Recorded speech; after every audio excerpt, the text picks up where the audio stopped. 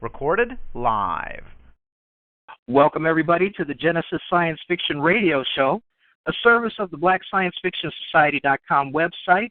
My name is William Hayashi. I'm your host most nights, and tonight is the August 12th edition, 2016, and our special guest is Eli Ivory. We share something in common. We're both computer guys.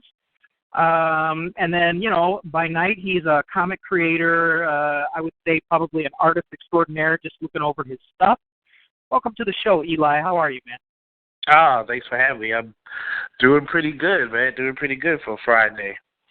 Yeah, it looks like are you in New Orleans right now? Yes, I am an official New Orleanian. All right, and how's your weather?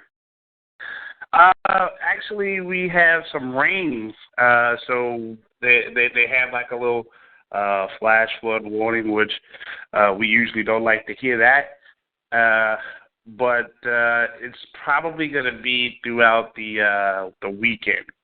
So okay, yeah, that's not too bad. Not too bad. Not too bad. Yeah, and you're doing well. Everything's fine. All ready to go. All ready to go. I am not going to belabor everybody on this recording of my trials and tribulations, but I will tell you this: I got home with 15 minutes to spare. I had kind of an exciting day myself. But let's get to you. I mean, I heard earlier today about how the weather was going to be. Are you like a transplant, or did you grow up in New Orleans? What's the deal there? I was born here. 1975. The only times I've left out of this the city or the state was for college and then the hurricane, but I ended up coming back. Mhm. Yeah. Well, I mean, there's a lot to be said for being at home. If you grow up in a certain area. I grew up in Chicago. I'm in Chicago now. I'm very comfortable here, and I think a lot of that has to do with familiarity, with knowing where things are, knowing who people are, especially if you do networking stuff. So, I mean, I kind of envy you being in New Orleans because, the two times that I've visited, it was really nice. I was down there once for a convention, and I forgot the other. Oh, I think I was running from the police. I mean, I don't remember why the second time. It was a vacation. But I mean, there's so much history there, and even though, like for me, New Orleans jazz is not my favorite kind of jazz, it is still such a lively and alive life form that form of music that it's just wonderful to listen to when you get all the people together who know what they're doing. I mean, you mentioned you've been there all your life except for school and things like that. To you, is it old hat? Yeah. I mean, I was listening to what you were just saying. Like you said, the second time you came down here, you say you didn't remember. Oh no, yeah, it was for it's a vacation. That's my story, and I'm sticking to it. No, that's cool. Though. I was gonna say that must have had a good time because if you don't remember it, that means you did it down here right. It's older than me, but when I was younger, I party down here. I mean, this is a great place to be, for when you're in your teens and early to mid 20s. Absolutely. Right. But I've gotten a little older, and so I don't really need to go out that much to go to Bourbon Street or anything like that. Yeah, it's like old hat. It's like people who come to me and go, "Oh man, I can't wait to get in the Willis Tower," and I go, "What?" They said the Willis Tower. I said, no. For those of us who grew up in Chicago, it will always be the Sears Tower.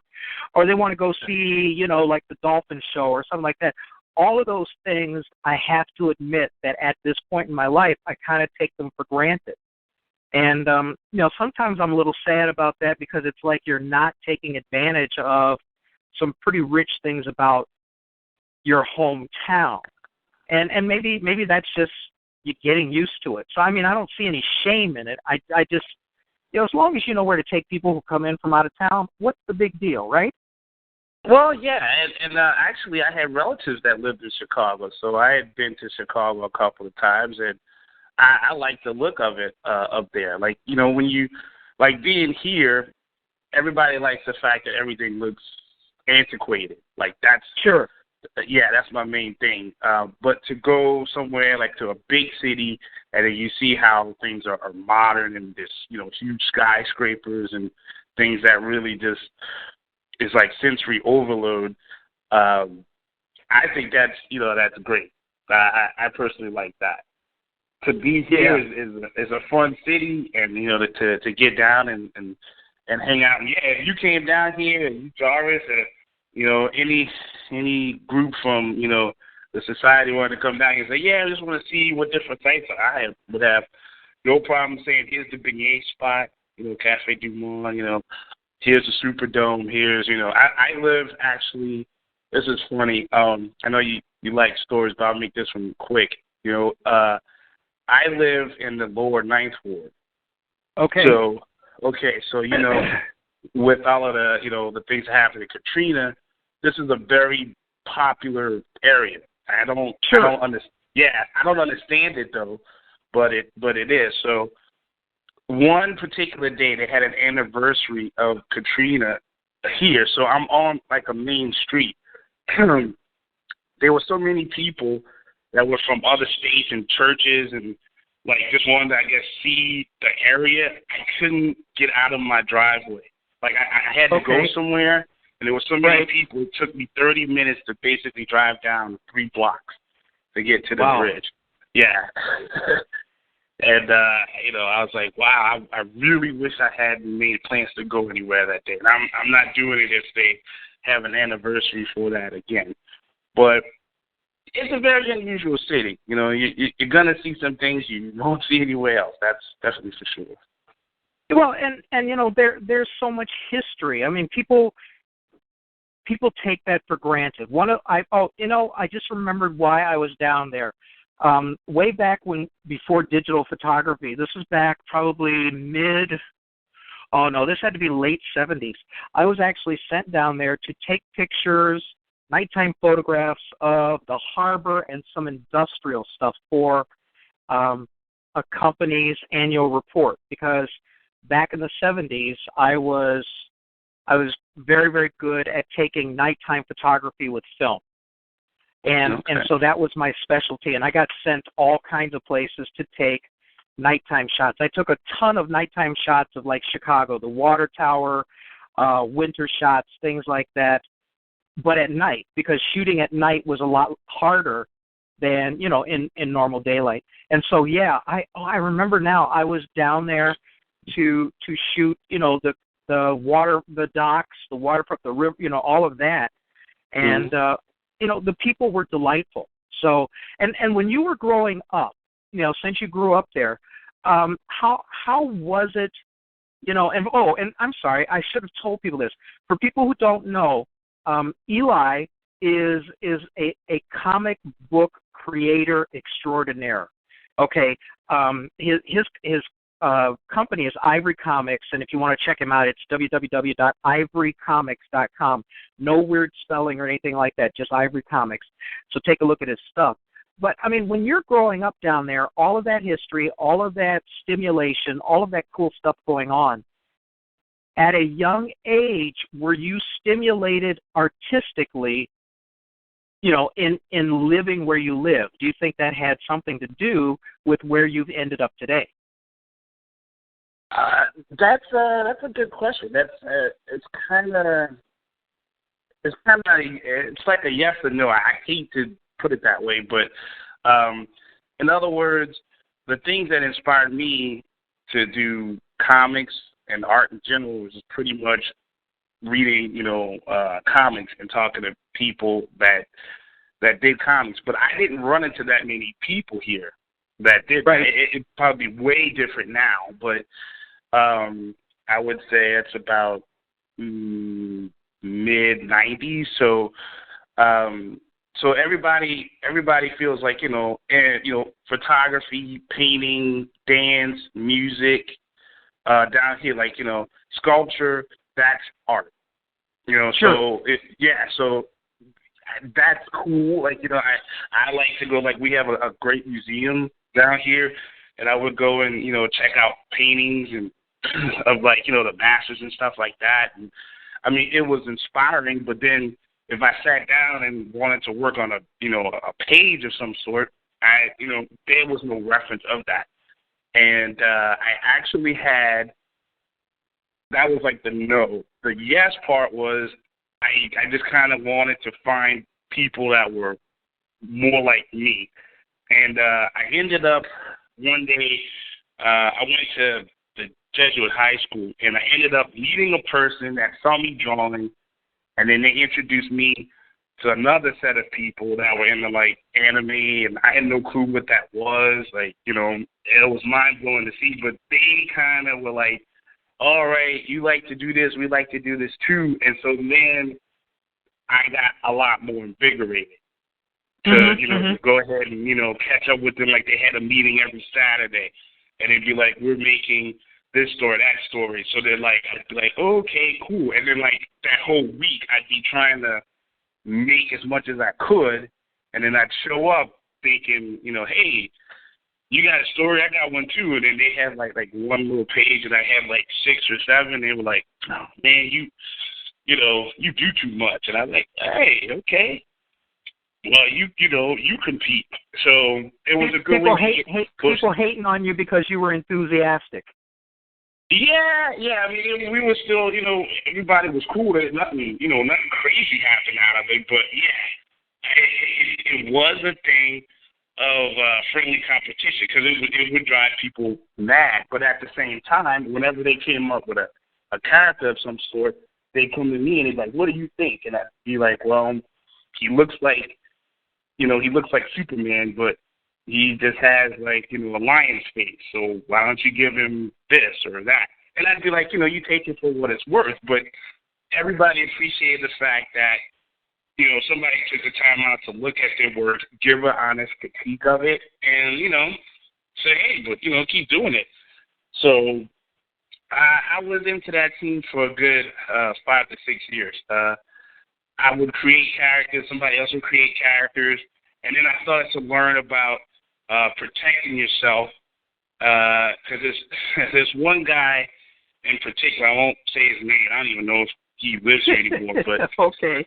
Yeah, but we, I don't know if people do this. Everybody makes a character, and they say, oh, man, we should put them all in this universe and all this other stuff, which I think is great, but you kind of have to know how to really collaborate with people.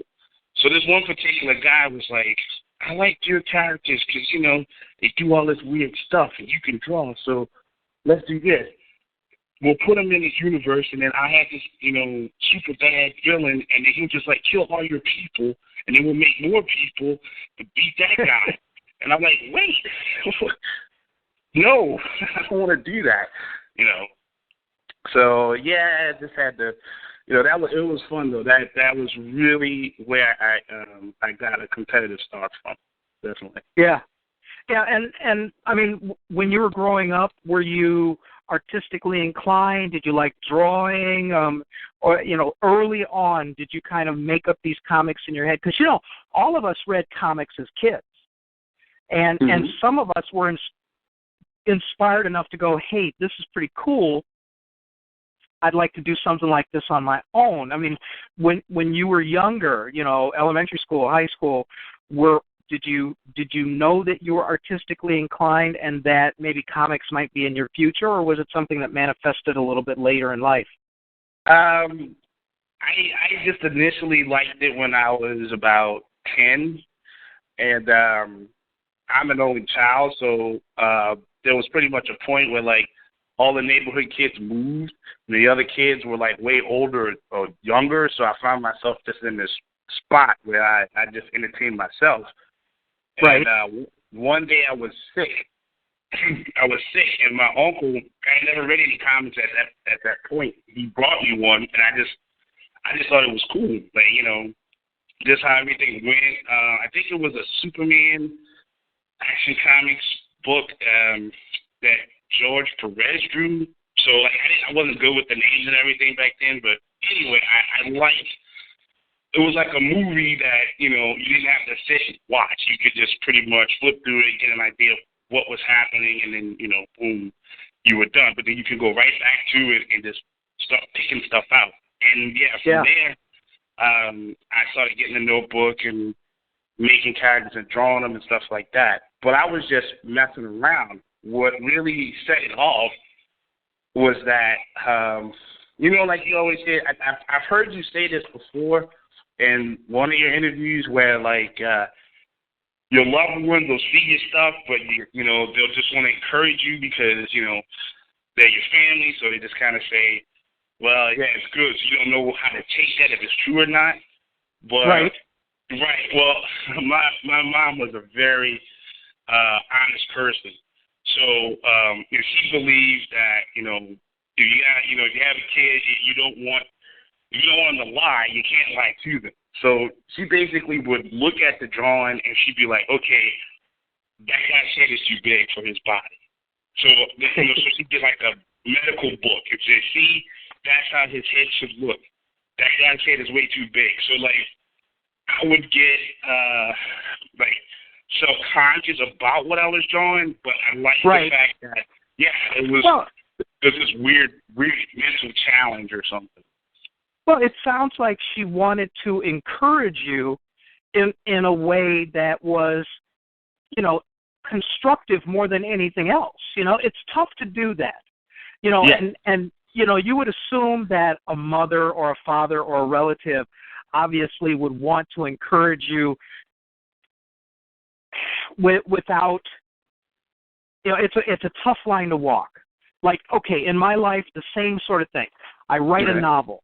All right, I have other people read it. My friends, and I didn't have any family read it. I had my friends read it, and I treated their reviews, their opinions and stuff with a grain of salt because I assumed that no person would want to hurt a friend. You know what I mean? Mm. And so, if let's say your mother saw something absolutely horrendous, she's not going to tell you, son, you need some mental help. You know what I mean? Or something like, you know what I'm saying, though, right?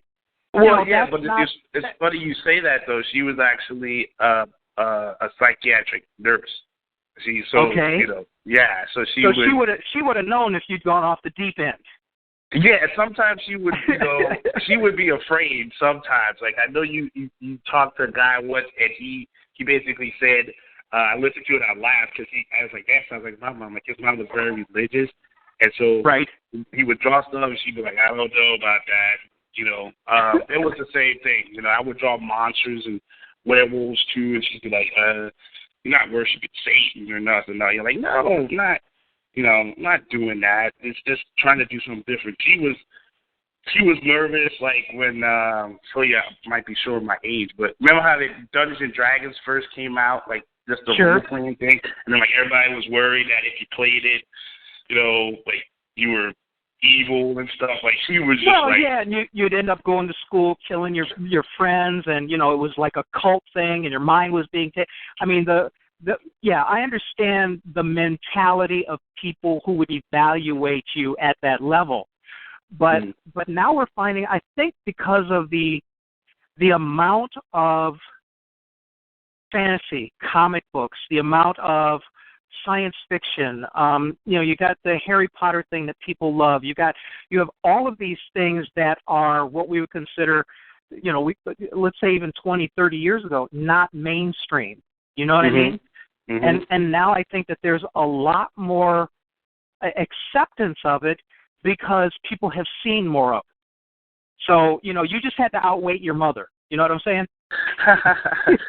Yeah. Well, it was cool. I mean, and to be fair, another thing was that she was concerned about my ability just to stay in a living. Okay. Now, like that was something she never really divulged to me until I got older, and then she really saw that I was making a push for it.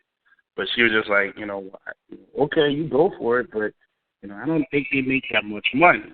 So that was totally fair of her to to say that. But I think that was one of those underlining things. I guess she's like, if you're gonna be good, you have to be able to eat off of this. So beware. Well, a lot of parents are like that because they're protective of their kids. It's like, You don't want your child going into some kind of endeavor that they're not going to be able to make it. It's like like right now, a Bachelor of Arts degree. Parents are asking their kids, well, what are you going to do with that? You know what I mean? And it's tough. I mean, your parents normally love you and they want to see you do well.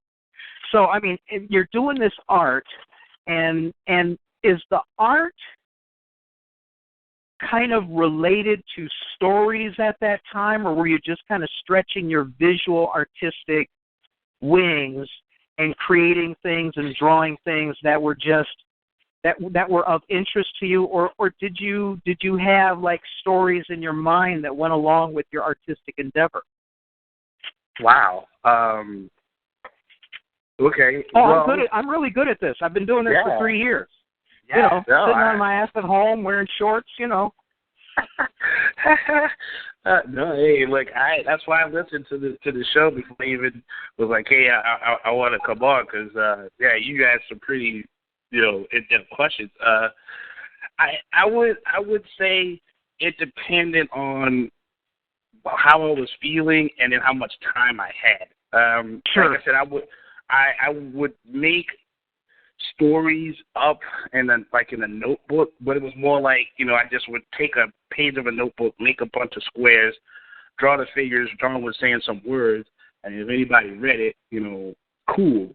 My mom noticed that I would do that a lot, and then she would notice that, I came up with like, I was big into, superheroes, right? The first thing I read ever was Superman, and both of my parents are Superman fans. They love the movie. They watched the movie. They never read the books, but they watched the whole show. So they like that. If I drew the guy flying, they'd be like, oh, Superman, okay, gotcha. But my mom would pretty much say, okay, well, I get it. If you want to do this, then you should, learn it more. So she actually introduced me to another guy who was still tied into that other group, and this guy was a graphic design instructor, but he was a little older, so he had actually made his own independent books before, so he was able to actually say, here's how you lay out a panel. These are the gutters. You use the gutters for this and for that. So he actually gave me the science of it, for lack of a better word. And once I had that, then I was like, okay, well, it's like a kid just gets a new toy. Like, okay, well, how do I put that with what I've already got? And then once I would get it, I just kept coming back for more, and and she would pay for the classes, and then like my dad would come by, and he would see what I was doing, and he has the funniest line. I still tease him about it. He's just like, I don't understand why you want to draw guys with their underwear out the pants. I don't understand that. But okay, He's like, you're not getting in any trouble, but I don't understand it. I don't get it. But, was he serious or was he teasing you? He was probably teasing. I mean, he still supported it, but my dad was like, if you had to put a TV personality to him, he would have been like a James Evans. As long as you didn't get no trouble, you were fine. But like he would be like, hey, I don't get this now. Why are you drawing this guy with his underwear? I don't understand you. I don't get what you doing. Yeah. Play football or something. Good. That's good though that at least he was supportive to that extent. A lot of parents are, a lot of parents aren't. So you kind of got the luck of the draw. Sounds like. Yes, and again, that's when the competitive thing comes in too, because it was really also something of saying, well, they think I can do it, but I don't know if I can do it. So the more I learn, the more confident, like I would get more confident to keep doing it. But in doing it, I would say, I don't know if I can make this look, because like the more I was learning, I would look at actual people that were doing it for a living and be like, well, I'm nowhere near close to that. Right. So it would be like I'd have this inner struggle in myself to even say, well, maybe I should just do something else, but I could never stop. It was like the question just kept, I was like, I got to know if I could do it. So it made me do it again and again. It was like a never-ending cycle. So it was enough let me that ask when you, was the graphic design guy, was he teaching you, was he helping you with your artistic chops, how to draw, like, a lot of people, okay, I can't draw a hand properly. Only 3 fingers and a thumb. I don't know where that 4th finger is supposed to fit in, but it doesn't fit in when I draw it. I'm not an artist. And so, if I wanted to try to do something that you are doing already, I would need additional training. When at that age, when you were taking classes with the graphic design guy, were they kind of classic drawing, anatomy and, like I took a class on airbrush, and one of the cool things that we were taught were glints, and things like that. Yeah. What degree of, like, art were you being taught at that time? And about how old were you? Were you, like, in your teens when that was going on? Yeah, I was in high school by that point. I probably had just started high school. Yes, it wasn't like I got like a full on artistic college, degree, but I got enough to where he would make a curriculum basically and say, okay, well look, we're gonna go over, proportions.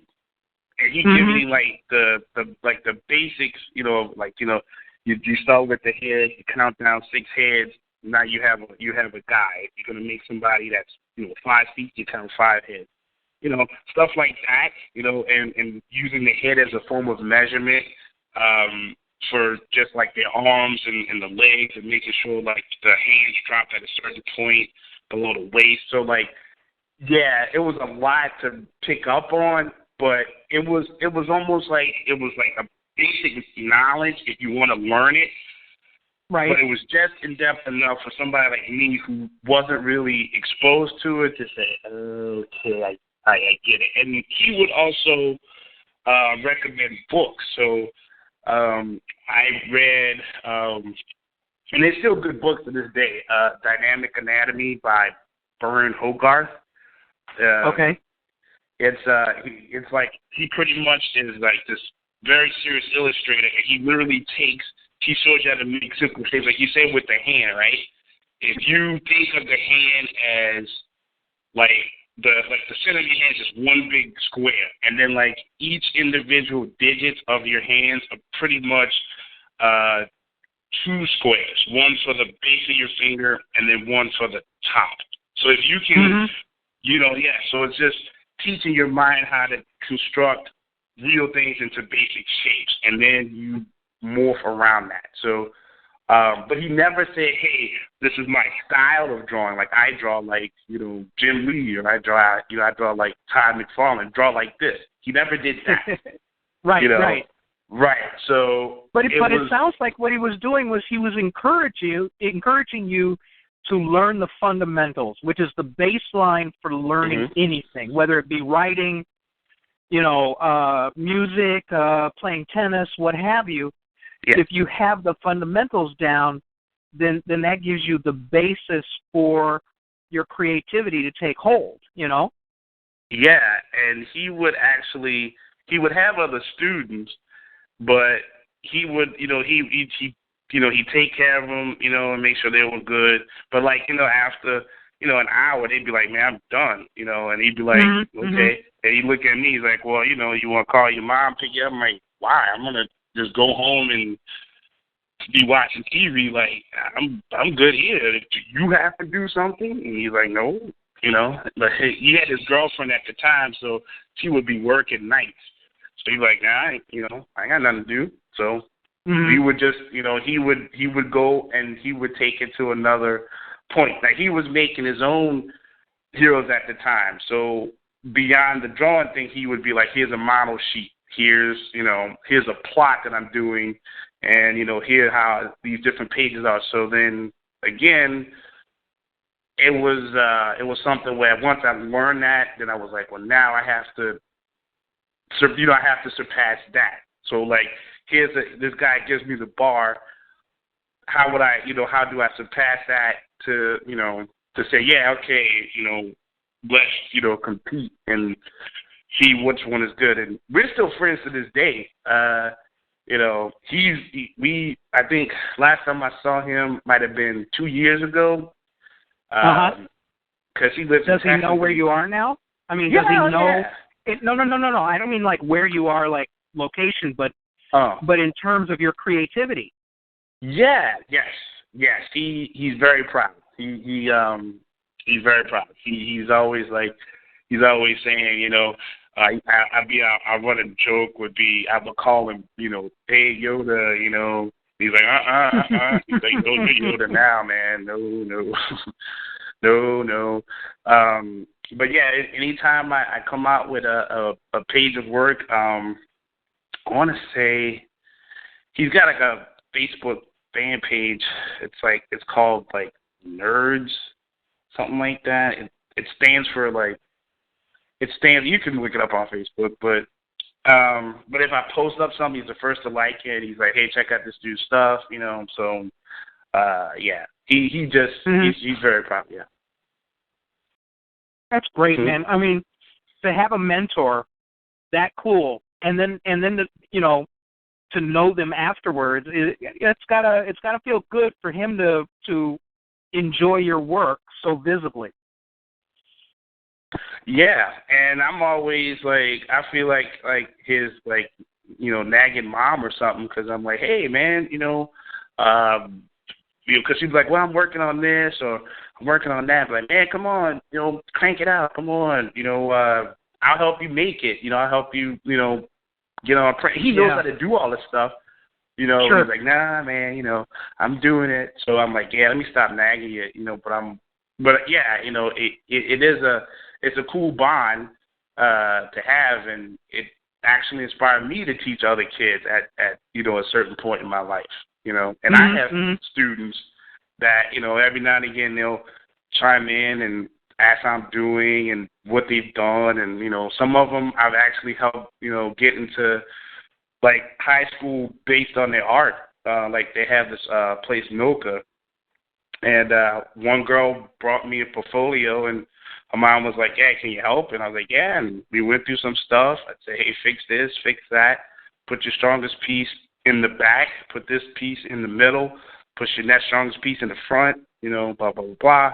And, she got in, so it's just, now, paying it forward. That's unusual. That's unusual that somebody your age is already mentoring at that level, which I find very, very cool, because you're doing two things. Obviously, you're helping somebody acquire skills and giving them encouragement. But the other thing that you're doing is you're creating our consumers. You're handing down traditions to our consumers. So as a new generation of kids gets into this, they're going to be checking out what went before. So that a lot of people don't think of it that way. But when you mentor kids in your own industry like that, you're also creating customers. You're creating consumers. So that's pretty cool. I mean, do you teach formally, or how are you doing this mentoring? Well, what I would do is I was at a point where I would flip-flop back between, now this is, I've already graduated from college at this point. I mean, there's crazy stories there. There's, but yeah, I'm in my, I guess, my late 20s, early 30s at this point. So I happened to, let's see, I didn't get into that. I was dating somebody, and they were like an artsy person. And so like they were doing some underground show somewhere, and I met a person from that person who was like, he wanted to do some different program for like, inner city youth and stuff. So when I talked, I said, yeah, let's do it. He pretty much provided like the forum for me to do it. Like there's a cultural center that's downtown, and he was, he already knew the person, and so he kind of helped me do that. And from there, that's when I met the first set of kids. Well, from that point, I was like, well, if kids like it, well then, I can do this. And I ended up doing libraries. Mm-hmm. So from doing if you can get librarians on your side, you're like golden, because they were like, oh, cool, the kids like it, and it would just be, I post up some drawing, and it'd be like Superman, like, hey, you want to draw a superhero? Come, every Saturday for like a month, we'll show you stuff. Sure. Right. Yeah. And they did it, and the kids loved it, and they would tell other librarians. So there was a point where I drove through most of Louisiana, just doing it, and I had a ball. It led to teaching at a high school for like a month. I even taught at Tulane for as a special guest because somebody had a graphic design class. So I was like a special guest to just talk to the students about how to make a graphic novel. It was just word of mouth at that point. So that was pretty cool. I enjoyed that. Man. And like I said, I admire the fortitude to do that, because a lot of people don't. A lot of people find it hard to deal with kids. I think that's great what you do. You were talking about earlier, excuse me, when you would take a piece of paper and you would separate out the squares and then you would start filling in the squares. About how old were you when you started putting together the stories behind the art? Oh, like actually being serious about it? Yeah. Oh. I would say I would have been like a senior in high school going into college at that point. Because I'd already told my parents that I had to go to an all boys high school. So I'm like, if I'm going to all boys high school, I pick where I want to go for college. So they had SCAD, Savannah College of Art Design. So I had never made a portfolio, so I figured I better, my senior year for sure, I was like, I need to make sure that, this is doable. So, sure. And at that time, I mean, SCAD's pretty big now for sequential art, but at that time they hadn't made it a major. So I just figured, well, wow, that's great timing, So that's when I started to put it together because I had to. Right. And when I went and took the courses, I thought the courses would be here's how to draw Wolverine 101 fighting Magneto or something like that, Sure. And it wasn't. It was pretty much like most of my teachers were alternative comics people, except for there was one guy, Mark Neese. I don't know if he's still there now. He'd be pretty old, but he wrote some issues of Batman.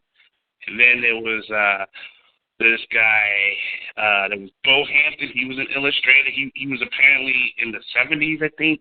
He had illustrated like Swamp Thing or something. Then there was other guy, Bo Hampton, Scott Hampton. One of them was known for painting covers for DC. So sure. So when I would run into these guys, I'd be like, okay, thank God, like somebody that appreciates people that trying to do something that's, like a comic book. Right. Yeah. Well, let me ask you this. I mean, obviously, okay, so you're in your sort of late teens when you're getting ready to go kind of like mainstream comic bookish, in terms of creativity. Well, when you were growing up, what were kind of like the influences? You mentioned you dug Superman, but I mean, did you get into movies like a lot of people your age did? Like Star Wars, and did you get into the Star Trek? Let's see, we're talking about you were born in '75, so whatever else came out in the 80s, or, the stuff that you watch, the legacy stuff, maybe on Nick at Night or something like that.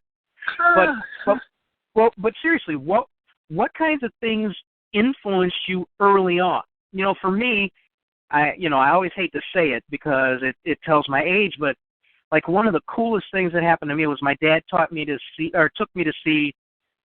Voyage to the Bottom of the Sea, the movie, which came out. Well, I'll let you look it up on IMDb. But all right. but no, I'm serious. And then here's what I grew up. I grew up with Superman, the black and white TV show. Okay. Excuse me. A little bit later, there was Batman. There was Stingray. There was cartoons. There was the big ass puppets, those big headed puppets that they had for those shows. With the Muppet Show? And well, not the Muppets. They were like one of the shows was Stingray. Another one was Thunderbirds. And what they were they were big. Oh, did you see Team America? Or yes. Okay, those kind of puppets. And so, I'm watching all these cool things, and then I even had some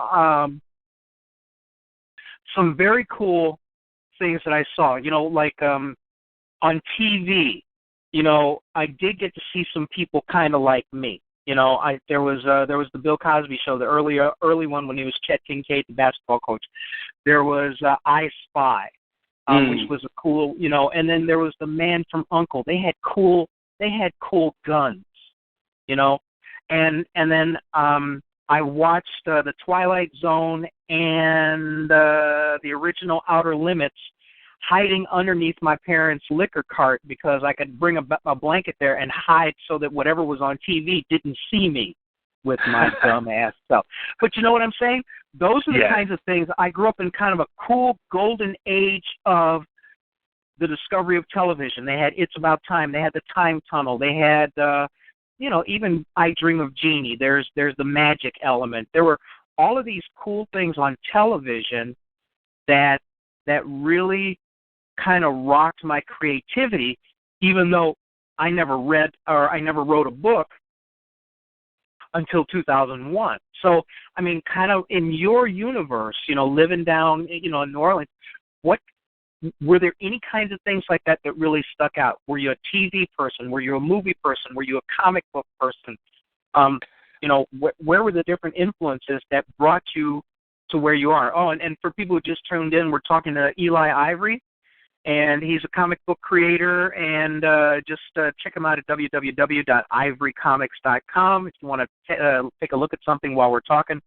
But yeah, what were some of the things that like you got excited about? I even got excited about running home and getting home so I could watch a black and white TV show called Dark Shadows. And I know that. Yeah, so. What was on your lexicon? What was on your radar? What were you checking out? Wow, yeah. Like I said, I was an only child, so I spent a lot of time in the room. I didn't really go to too many movies as a kid. I mean, if there was something that we all agreed to see, we'd go see it. But for the most part, my mom had a normal working shift. But my dad, he worked on the wharf, so he'd have crazy hours, I see what you're saying, yeah. Uh-huh. Yeah. So for the most part, I can tell you this. I tell you what stuck out. Like, you ran through a pretty good list, and some of those I was like, yeah, I remember that. I would remember Fridays watching the Dukes of Hazzard for my action fix. Okay. And my mom was into soap, so say the Dukes of Hazzard, there was like Falcon Crest. Now I know that sounds crazy, but like I would like to see how my mom was like one of the people that'd be like, oh no, no, Jenny, don't go into the door, your ex-husband is waiting for you or something, and I like the interaction that people had with the television. Like if something engulfs you that much to where you're reacting to it, it's not like the characters can turn to you and be like, oh, you don't want me to go in that door? Okay, I won't do that. But you're just caught up in the story. Outside of that, I was a big fan. Like you know, how you say you would watch the Twilight Zone, and then you like have to like go under the sheet because you'd be freaked out. Oh man, there was one episode of The Outer Limits that gave me nightmares for 25 years. 25 years. 25 years, man. Is that the one you did the thing with you said it was this weird toy or something? Is that it? It was called the Zanti Misfits. And what it was a bunch of aliens, and they looked like that toy called the Cooties, where you would put together these six-legged creatures, but they used stop motion, and it made such a weird noise. And I'm not afraid to say it scared the crap out of me. And whenever I had a dream where those guys showed up, my mind just said, "Oh no, it's definitely time to wake up." And I would wake up, and I'd be hot and sweaty and stuff. But when you have a creative mind about sci-fi, and you believe that some things are possible, or superheroes, and some things are possible, like flying or X-ray vision or whatever. Mm-hmm. I think that spills over into those of us who work in creative universes as content creators. I agree with that. And as far as some of those nighttime soaps, I used to. Oh, see, this is just so wrong, but I might as well tell you. I don't care. I'm old. I'm played out. But I would like go to the club, and I would see somebody I wanted to talk to, and I would go up. I go, "Look, I'm really sorry to bother you. Normally I don't bother people at all, but last night I missed what happened on Dynasty. You wouldn't happen to know what it was because nobody recorded it at my place." And man, it was a very successful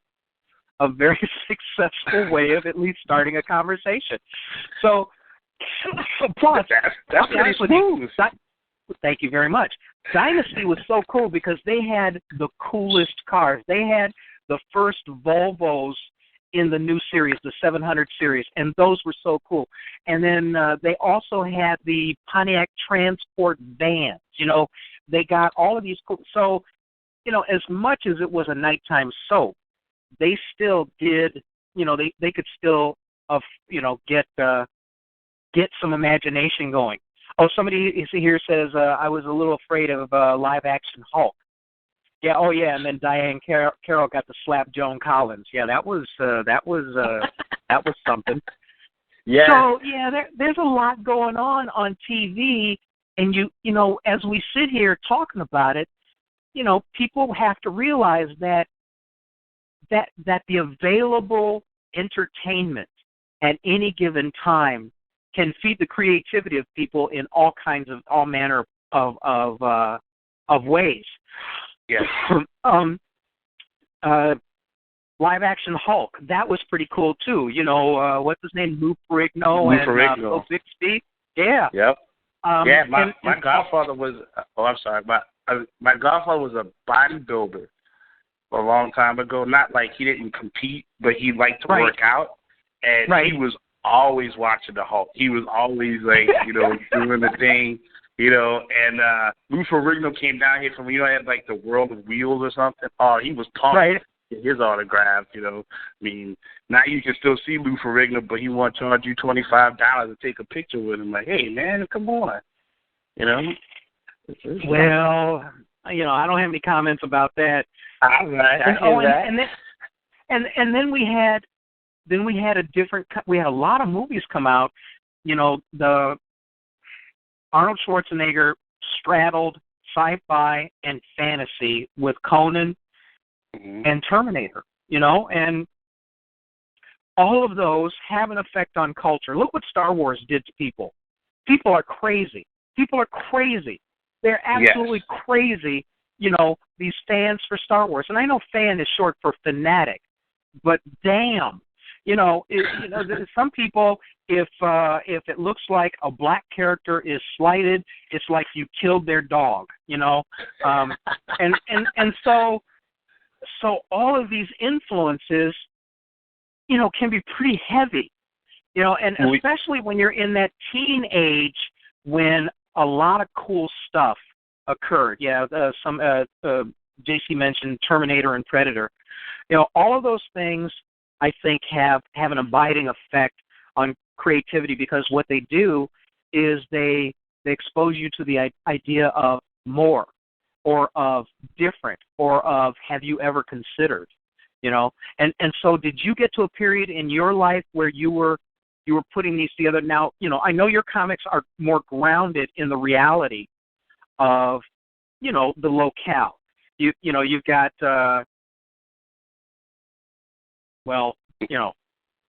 abandoned zookeepers forced to protect. Your stories are grounded in relatable things, but what was the trigger of you deciding to kind of branch out with the imagination you had? Yeah, see, I was gonna say, like, you ran through a pretty awesome list, and and past the phase where I would watch the shows with my parents.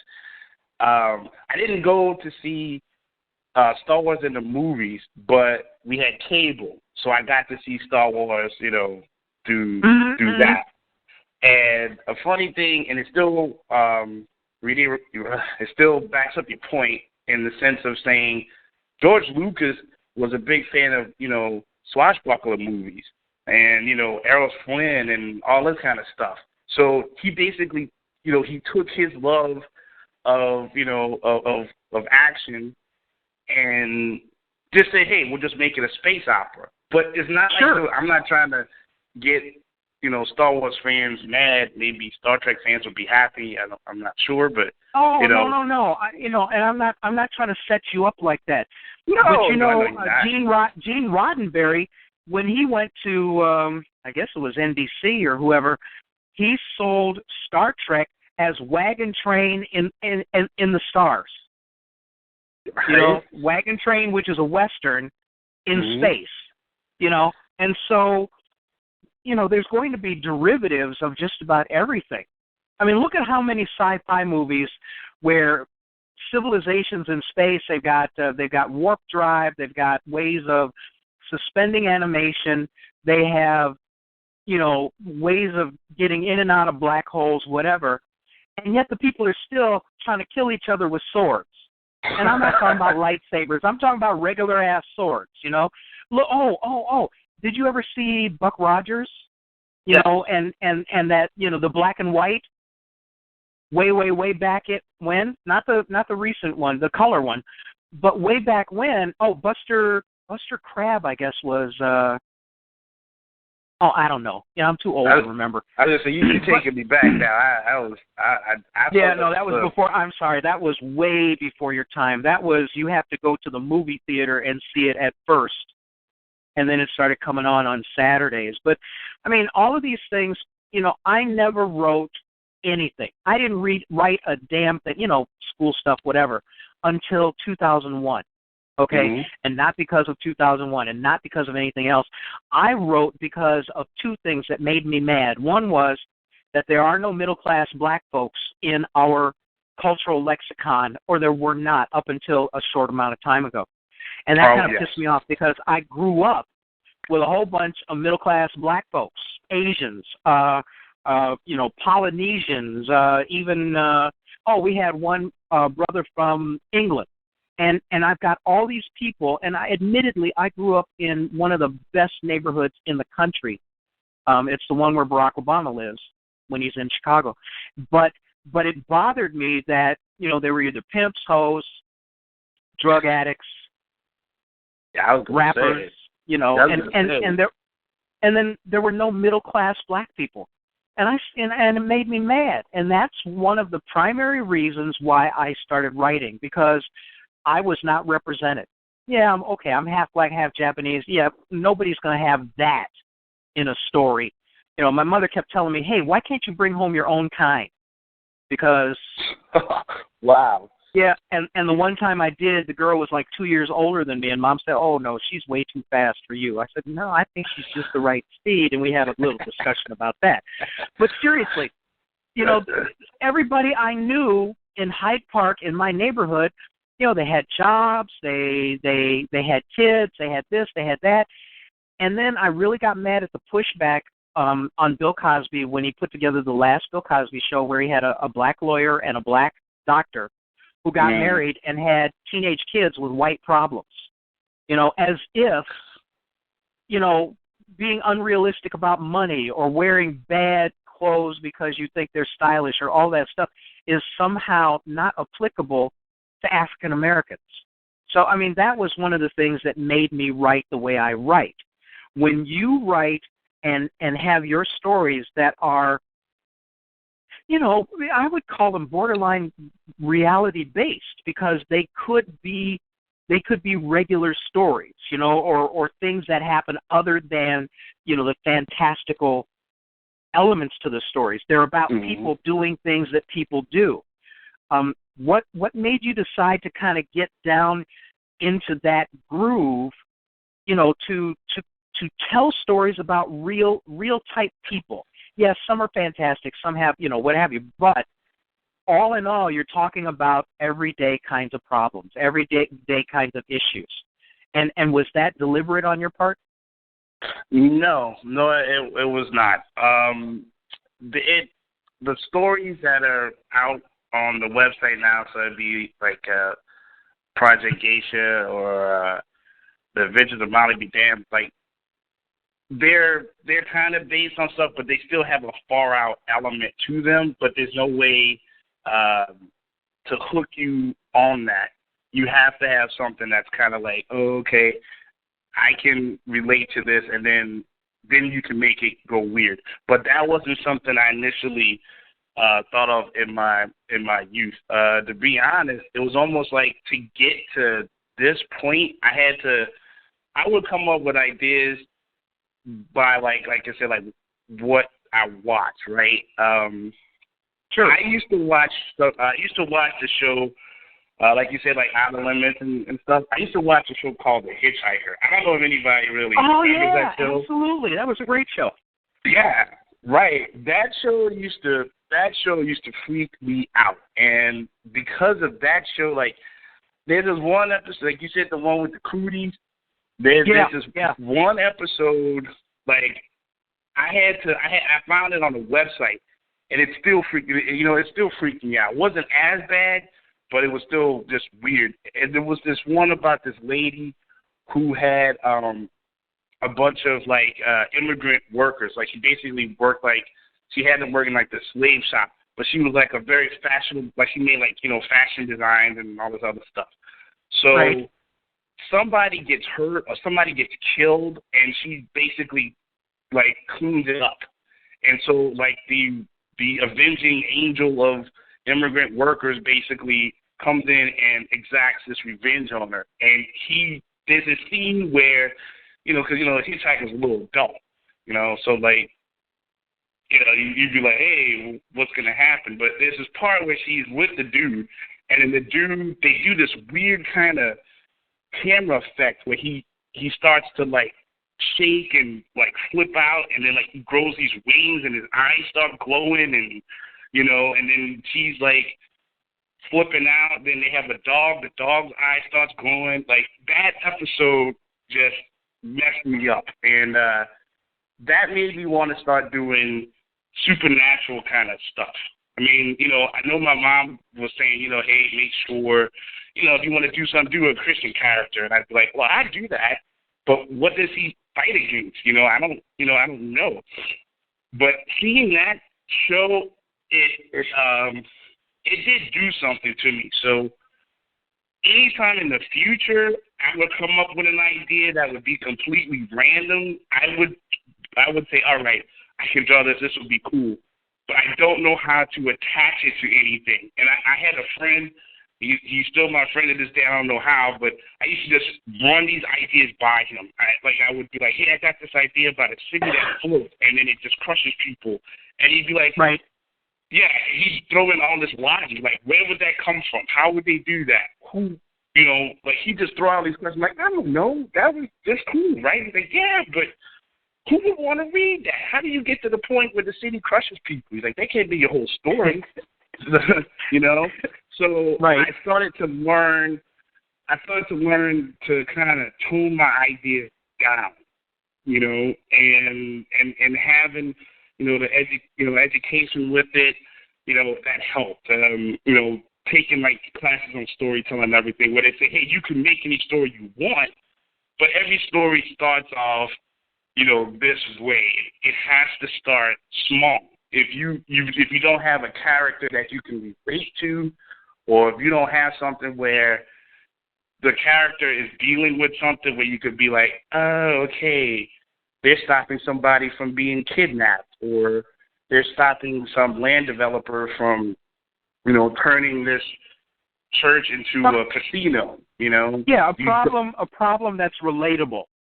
Yeah, it has to be, in my opinion, the story has to start relatable. But then you can make it whatever you want when you get to the character and you define them and all that stuff. So that level of concentration, that was pretty much from dealing with people realistically and having to just throw my ideas out at people and then seeing if they would react to what I said. Like my mom reacted to watching the soaps on TV. Whatever their reaction was, that's kind of how I gauged it. And then once I started to collaborate with people, like there was a site, Digital Webbing. Like locally, I couldn't. When I got out of college and stuff, that's a different story. But I didn't trust people for a while. So I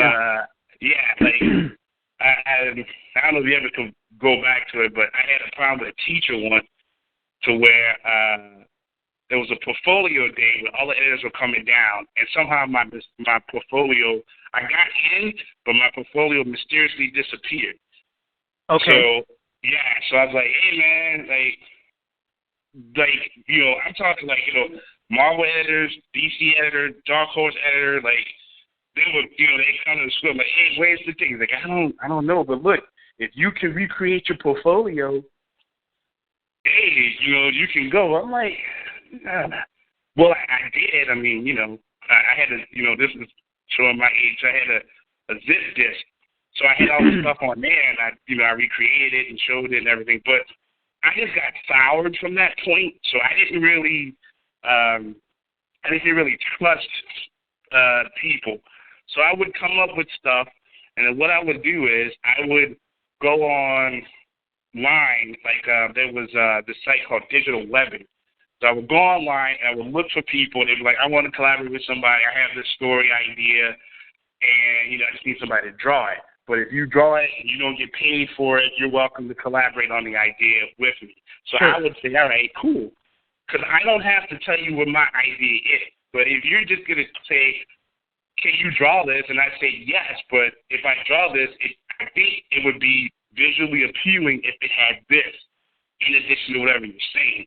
So I got a better hands-on experience doing storytelling with people that were already trying to make ideas and trying to make stories and were still in those weird points where they would write something. You know this. You write something and you say, all right, that was cool. But dang, I got to think of the event to get from, point A to point B to get to that awesome scene. You know what I mean? So I would be that guy. I would just say, well, look, try this or try that. And even if the person didn't use it, I would learn that it was you just had to generate a train of thought and, it would work. So that's kind of where I really got to get my boots on the ground, so to speak, because I did that for 3 or 4 years until finally I was like, okay, I'm gonna do it by myself, and try it that way because it's cool to collaborate. I love to collaborate, but you gotta know your people. You gotta be able to trust them. They gotta be able to trust you, and I would work with people. It'd be awesome, and they're fired up. I'm fired up. We're working on the idea. We're throwing all this stuff at each other, and it's great. But then something happens. I don't know what triggers it, but guy helps people. They made have some dark times and they may have personal issues, and then they don't tell you, but maybe they should. And then by not doing it, then it gets weird. Yeah, collaborations are not easy because, especially if you're talking about two different creatives, because it's very seldom that you have two people who in their head have the same creative universe, when they just meet each other. It's very seldom that sort of thing happens. Oh, hang on. You're listening to the Genesis Science Fiction Radio Show, a service of the BlackScienceFictionSociety.com website, and our special guest tonight is Eli Ivory. Excuse me, I'm so sorry. Author of, actually, he's a comic book creator. And, you know what? Why you want to just describe a little bit, kind of like the storylines of what you're producing. And then one of the things that I'm curious about is at what age level do you write for? I mean, is your work appropriate for young adults? Is it appropriate for teens, preteens? When you set out to craft a story and put together the graphics, where are you kind of aiming your work? I'm pretty much aiming for like early teen and up. But okay. I can tell you teens have seen and read way worse stuff than what I could ever, sure. produce. I mean, I know I've done some where I say, hey, just draw something and let me see what you make. And they're like, oh yeah, here's the person that got the head bit off. I'm like, woo. Yeah, okay. So their head is, they have a great imagination as well. So, they're not afraid. Right. But yeah, most of the books, actually the book that most people are really digging on the most right now is Project Geisha. Okay, describe that a little bit. Essentially, the book is about a girl that has, some tragedy at an early age and essentially becomes a geisha. Her aunt's a geisha and trains her to be a geisha, but she also trains her, it's like kung fu, like she trains her to do all kind of martial arts, and she trains her to also, serve a dish with, balance, that kind of stuff. So she uses the skills to help people in Japan, but at the same time, she still wants to figure out who are the culprits that, gave her this early childhood tragedy. And okay. So the book itself, I'm not a fan of, because being an independent creator, you can't just say, all right, I made issue 1 of such and such. You just can't do that, and then everybody likes it. They're like, okay, when's issue 2 coming out? And if you haven't made it, you're done. Right. Yeah. So I took the mainstream comic approach is before you actually announce when you're gonna put out the book, you have to basically say, all right, they do 7 issues of a book before they even announce the first one. That's the level of commitment they really have to have for a title before they, put it out to market. Sure. So the first book is called Fearless. So it's Project Geisha Fearless. It's basically a whole graphic novel. So it's like 2 issues just in one book. And it's like, I just marked out 5 books. So if you read it, you go through, it's basically an origin story. So, yeah, so you'll go through, you'll see the mission she's dealing with, you'll meet the bad guy, you'll start to get a little deeper into the mystery, but you'll be introduced to all the characters, and when it's done, you'll just be waiting for the next series, but you won't be like, oh wait, what happened? So I don't want to do that to people. But I have a daughter. She's 16 now, and I think about her whenever I do I do something like a book. So I don't really put much hardcore nudity or nothing like that. Because I just I'm kind of like, well, I got a kid. I don't want to, I want her, Well, no, associate I mean that. that makes sense because you definitely. I mean, I can't imagine somebody doing art. Oh, I say that, and then of course, then there's what I did. What you do?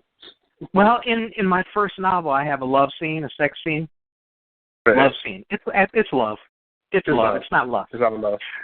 But it skirts the line in terms of how explicit it might be for high school age kids. You know what I mean? Okay. Mhm. So that's one thing that I have to think about. I have to think about in terms of where am I going to position my work, because it's not really young adult. So I mean, I understand what you're talking about. You'd like to produce something that if your daughter looks at it, she's not going to go, "Oh, Dad, you're icky." You know what I mean? Right. And but to be a kid now, I mean, like you said, I mean, it's different from, when I was a kid or you were a kid. I mean, these kids are exposed to so much so quick. It's instantaneous. So yeah, that's true. Yeah, so so again, it's not something like if you read the book and you're an adult, because I've tested it with different people. People that are like, my age, people that are younger, people that are teens, Right, right. I've had little kids, the kids next door, they've come by and they're like, yeah, I need books. I'm like, here you go. What do you think? I like it. I'm like, all right. But they're exposed to anything and everything. So in that particular graphic novel, you will see some, weird supernatural stuff. You'll see. Most people like that one because they like that it's a female central hero. Protagonist, yeah. But the fact is, the geisha actually gets a bad rap. Like, it's funny. I get this from people that have heard of geishas. They're like, "Oh, wait, so you're doing a story about a prostitute?" I'm like, no, that's not how it works. Yeah, but I mean, that's because a lot of Americans know very little about other cultures. You know what I mean? Yeah. We're not taught like we were way back when I was a kid. Excuse me. So yeah, when you say geisha, somebody always already, mostly in our culture goes, "Oh, she's a hoe," and that's right. They don't understand the Japanese culture. You're absolutely right. You're right. Do you have a hard time with that? Yes, in a way. I mean, you're talking about as far as like how the character's judged initially, or you're just saying like in general, or? Well, I mean, okay, if somebody says to you, describe this, and you go, well, it's about a geisha, and if that's your lead off, then how do people respond to? I mean, do they automatically get that assumption, or do you get an opportunity to explain the reality of the character? Okay. It depends. It depends on the individual. If they've read it and stuff, like, I respect anybody's opinion. Okay. But it's usually from people that either have little girls or they're from, some females themselves that are like, well, geishas are prostitutes. Now they haven't read the book. Once they read the book, then it's something different. But I usually have to say, well, I did a history lesson. I read up on it as best as I could to say they do other stuff, and they were known for, serving people, or like, they didn't necessarily do all, sexual acts. They were just like, hey, are you comfortable? Here you go. Like, it's no different, than being like a very expensive waiter, or, or somebody that's just making somebody's life easier. But that wasn't necessarily what they were known for. So once I explained that to them, it's not a debate. They're like, oh, okay, well, I'll check it out. Sure. Yeah. Now And there's. go ahead. Oh, well, I was gonna say now there's the Molly Be Damned ones, which is more out there. It's like a fantasy, but it's a bunch of pirates, and they're all of different nationalities. So Okay.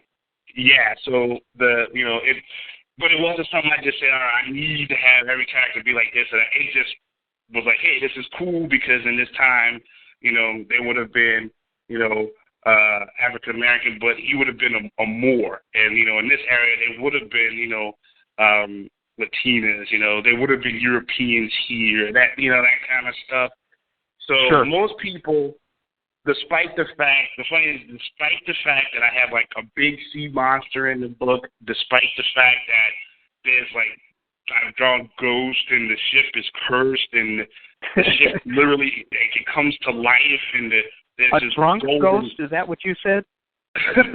they're pirates. There's some drunk ghosts in there. Okay, I was just wondering. Yeah. But I draw all this far out stuff, like, for the time when I made it, I said, let me just think of as much weird stuff as I can. And the first book is out.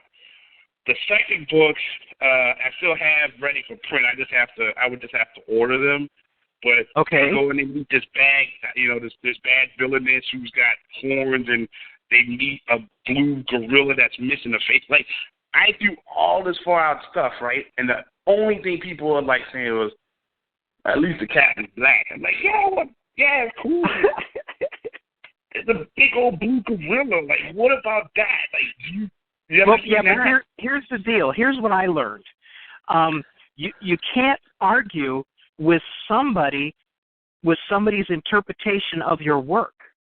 You can right. point out where they kind of overlook something.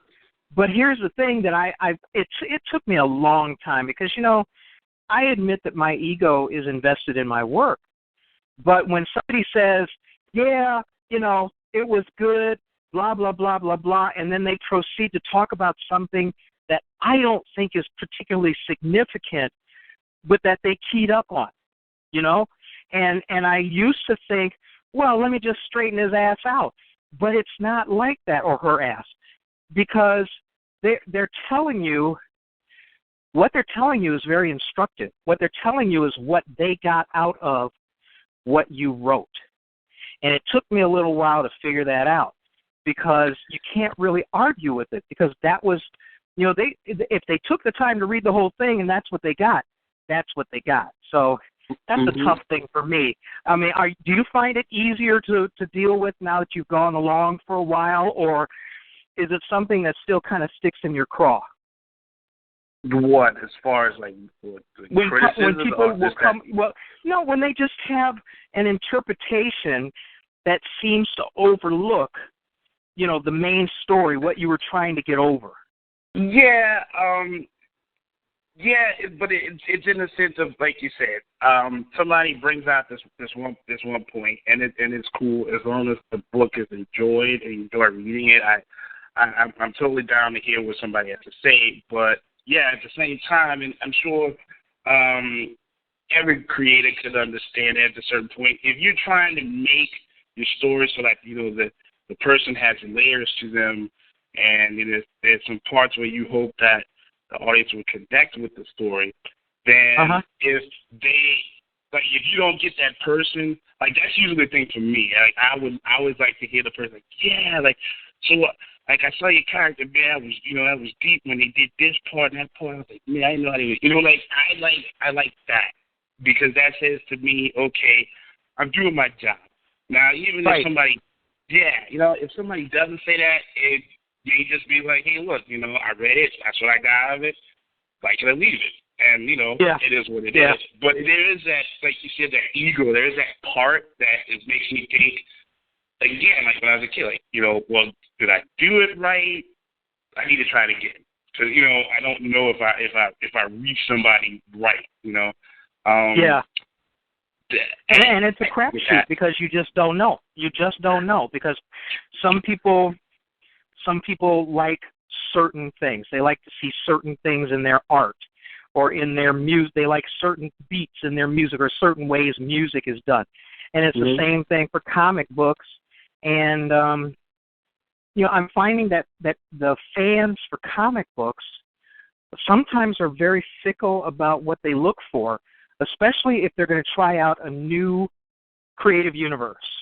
There are people who follow certain characters in comic books, and they're really happy in those characters because they've either fallen in love with them or they like the situation or, whatever it is that they really enjoyed. And so, I always wonder what it is about certain comic books that attract certain people. And I don't have any answers for that. I mean, have you seen, excuse me, trends in the kinds of people who, A, like your work, and B, like certain aspects about it yet, or is it kind of too early to be checking out those kind of trends? The only thing I really noticed, and it depends on the book. That's okay. The first thing. So with Project Geisha, I noticed that more girls like that one. They're just drawn to the fact that it's a female lead, and I hear about that a lot. The other thing I hear from people, which is kind of what I noticed, is that people like to see, how you put it, people like to see a visual stunt. Like, in other words, if you make something that just looks one way, but they do something different, then people are like, man, that's cool. Like, there was a guy who hadn't really read any comics, and but he's like, oh, that's cool. You make the story, this and that. Yeah, like, what is it? And I tell him the geisha, and he's like, a geisha? Like, he's like the chicks that got the painted faces? Like, I'm like, yeah. And he's like, yeah. And I was like, you just, and I'm like, you just got to see it. So I did him one, and he comes back to me. He's like, man, that was fresh. He's like, because basically the geisha just isn't thought of as somebody that's supposed to be aggressive. So when you see the visual of that stigma, and they're using swords and kicking people and all this other stuff, then you're like, wow, I wasn't expecting that. So it's just like when you have the Molly, like I was saying with the guy Ab, who he's the black lead. Well, most people, when they see that book, they only see the fact that he's a one character, but they just say, well, there's pirates in it. So in that book attracted a very unusual group. That book didn't really, be honest with you, that book didn't sell very well. If I brought it to a comic book store, it didn't, I would have to, it took me longer to generate the word about that before, a few copies sold out in one store. But if I went to a convention, and it was a convention that was people just, it was more cosplay than anything. And at that time, when this book came out, that's when Pirates was big. I just made it. I made the book, but I was too late to catch it right when Pirates of the Caribbean started. So I got right into the, what is it, At World's End? Is that what the last one? Yeah. So the book pretty much came out by that point. So only people that were cosplayers or people that just were into pirates pretty much picked it up. So I just learned from that, you got to make what you feel comfortable making, and then put whatever your train of thought is into it, and just hope that it has more, mass appeal. Like you were talking about. Oh, sorry. Hang on. Oh. Something weird happened on my computer. I clicked on something different. I apologize for that. Here's the thing that I wanted to ask you next, because this is kind of important too. When you look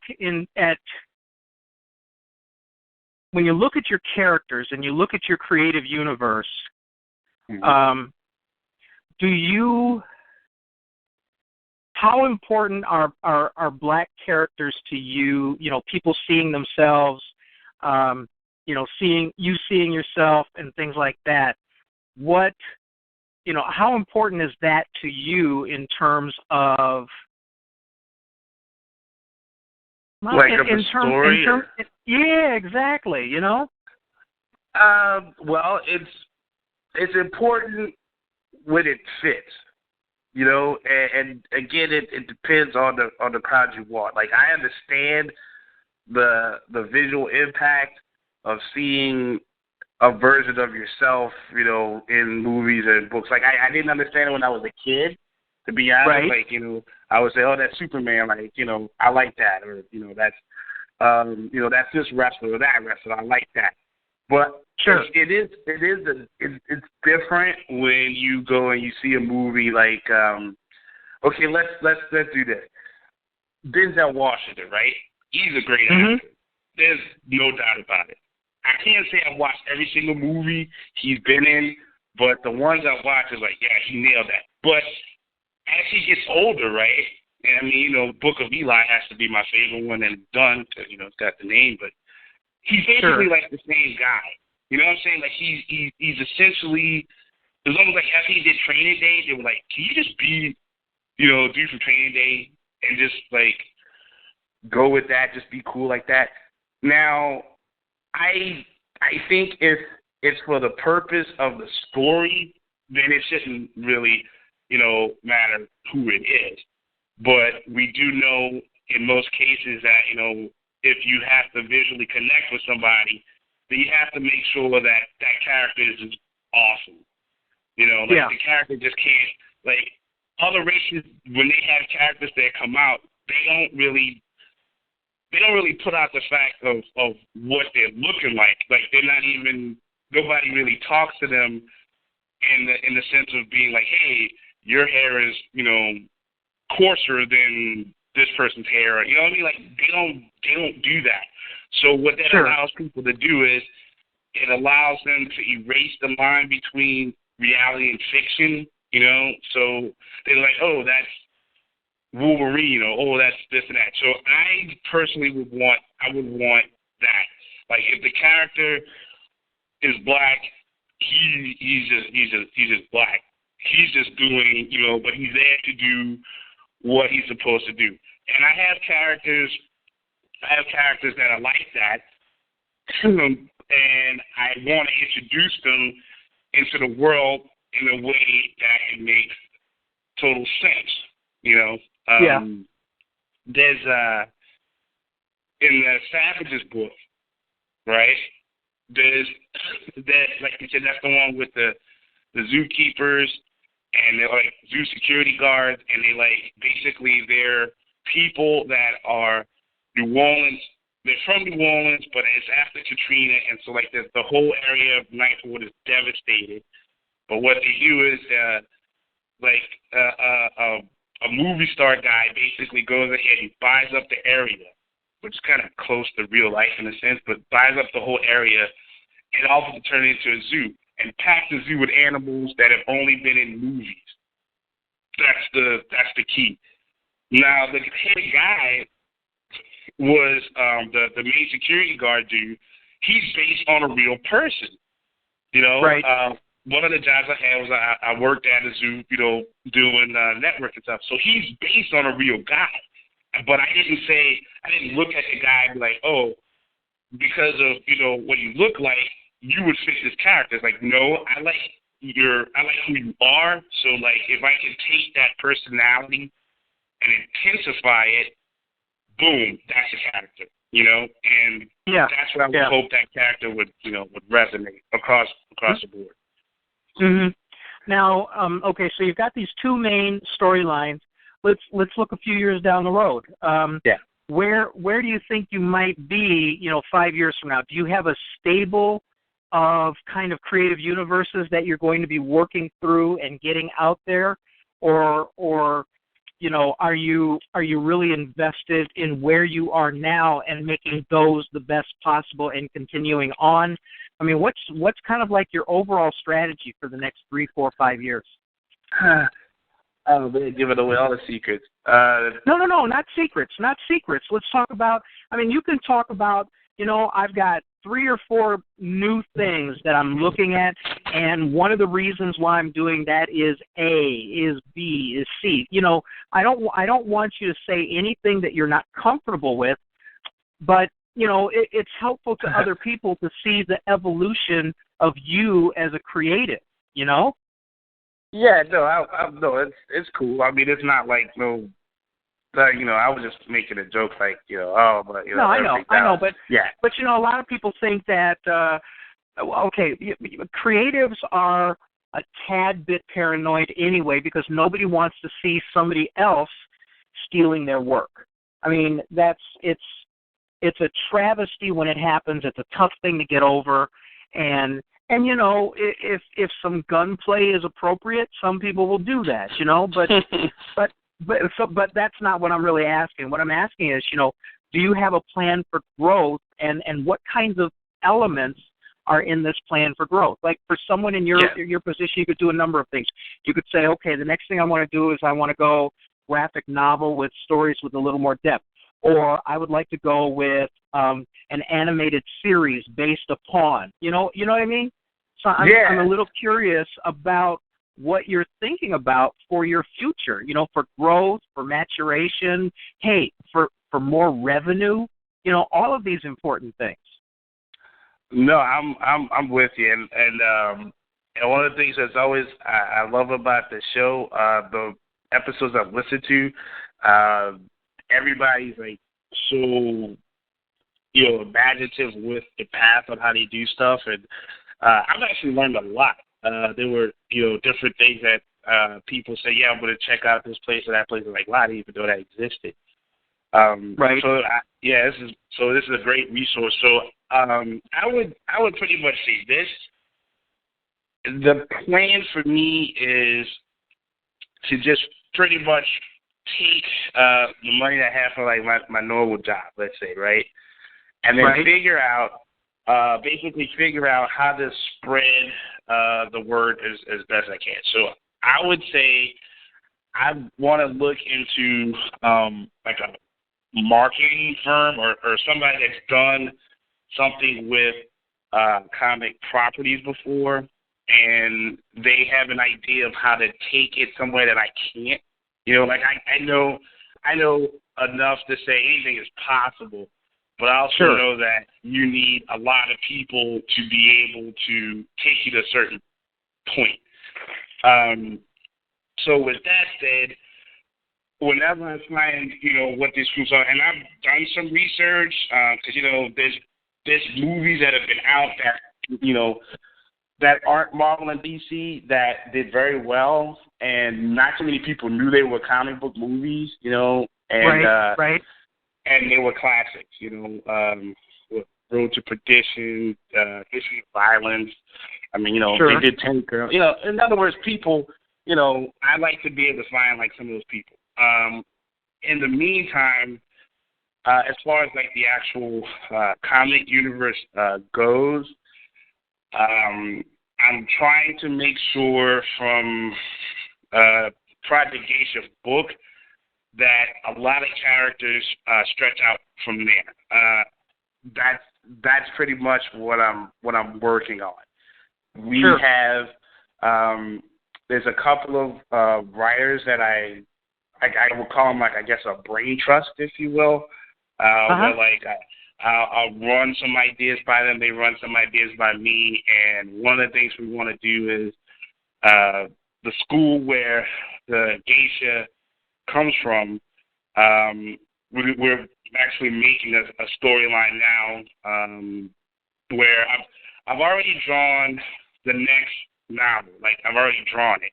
I haven't put it into inks and colors yet, but the story after that I've already scripted, and it's pretty much about every type of woman that has gotten out of this school and what has happened to them. So some of them, and they're all, different, from different areas and, all shapes and sizes. So they all come out of the school, and each one of them is going to have, like, their own little adventure. So there's one that we have a placeholder title for. I haven't really said, okay, this is the title, but it's called Flat Bomb. So the Geisha and Holly from Savage's book, and then it's going to be an introduction to another character called Ashley, she's kind of like a vigilante too. So they basically all go on a road trip, and for other reasons, but they run across a person who you would appreciate this. It's kind of like they run into a small town, and there's this guy there who's an unassuming bum essentially, but he's able to warp different areas of time and space around him for like a certain amount of distance. But he's kind of going nuts at the same time, so he's starting to mesh things up. So these three ordinary characters basically have to deal with somebody who is way above their scope. So, and that's a chance for me to introduce some other, like I told a guy, Jeremiah, that I work with, I was like, I just want to make one really weird story. Just one story that's absolutely. No, hey, dude, this is your show. Yeah, this is how people are going to get to know you, because you're going to link to this, on Facebook. You're going to link to this from your own, websites and stuff like that, because none of us get this kind of opportunity to be able to explain or expose ourselves to our fans. I've mentioned before, I've been on other radio shows, and I'm lucky if I get 12 minutes, Very seldom do you get to do this. So please, tell us, because if this is significant for you, tell it, dude. Well, I'm just saying, yeah. I come up with other stories that are like that in hopes that they still become entertaining and you can turn them into other properties. But I know that on my own, I have to find like a group of people that are experienced in how to make that work. So that's what I'm hunting for with that. I also do a podcast, like a Disney podcast with some friends. So Charlie down the line would still be doing that too. So where can people find that? It would be www.magicourway.com. I think it's on iTunes. Say that again? www.magicourway.com. Magic? Our Way. I'm sorry. Oh, okay. All right. Yeah. So those of you who are listening, check out his podcast. Oh man, I'm on there. I'm like the comic guy, but they talk about Disney, like Disney news, Disney rides, anything that has to do. So like I chime in on that, but that people like that show. Like they just say, "Hey, man, you're funny," So that's what I do to keep busy. So yeah, it's just a matter of just trying to figure out ways to learn something new and try to figure out ways to think outside the box. And, like you said, you're an author. The only way I know that is because I listen to you on the show. Right. And if not for that, there's no way we can find each other. That's true. I mean, that is the big challenge that all of us have. Okay, you're to raise your visibility above the background noise, because there are millions of people who are doing art. There are at least tens of thousands, maybe hundreds of thousands of people, maybe even millions who are doing comic books. As far as novels are concerned, I decided to become a novelist when people decided, hey, I ain't gonna read nothing anymore. So that wasn't very smart on my part. So, how do you get, the challenge is, how do you get eyes on what it is you are doing? How do you attract it? And it's a never-ending battle, because the background noise is huge out there. If you're a musical artist, how do you get people to discover your music? You know, and everybody says, oh, social network. Oh, you mean screaming at all the people who already know what you do every day? You know, and that doesn't, well, I mean, that doesn't work, you know. Once you've posted, you know, like I got a Twitter channel. I don't do much with it. I post some music. And maybe if people get curious about it, you know, I get a few, you know, 1 or 2 new people every month. Okay, I am not burning up the Twitterverse. I am not on Facebook. I'm not burning up, you know, Facebook. So, you know, I've decided to go a different way. And you know, what you say is very true. You know, trying to do what you can to get your face out there, get your name out there, get your art out there, get your product out there. Have you decided, I mean, do you have a well-honed marketing plan yet, or are you kind of feeling your way around trying to find out what's going to be most effective for you? Yes, the second one. I learned that there was I was trying to take a more guerrilla style approach in the very beginning. Sure. Because I did a bunch of independent, you know, work for people like years ago. So I would see them putting the books in what was it? You know, previews, you know, through Diamond and all that stuff. So it's like, here you go, we're nationally distributed. Like, oh, that's awesome. But nobody orders the thing because if you're in previews, you got to pay a certain amount to get into previews. It's pretty much most of your, you know, your initial profit. And you're in a book that's like bigger than a telephone book. So now you're hoping that retailers going to flip through page, you know, 20,000, find your image, which is small. Like, it's a lot of money to pay for such a small, you know, image. And I learned, I was like, well, you know, it's like a double-edged sword. Now you can be found by any place on the planet Earth, but so is the other 50 million people, you know, and they still don't know who you are. So I was like, I'm not with that, and I still don't have any money to show for that. So then I started to actually call people. I would call the local comic stores and stores in other states, and you know, and that seemed to actually work better.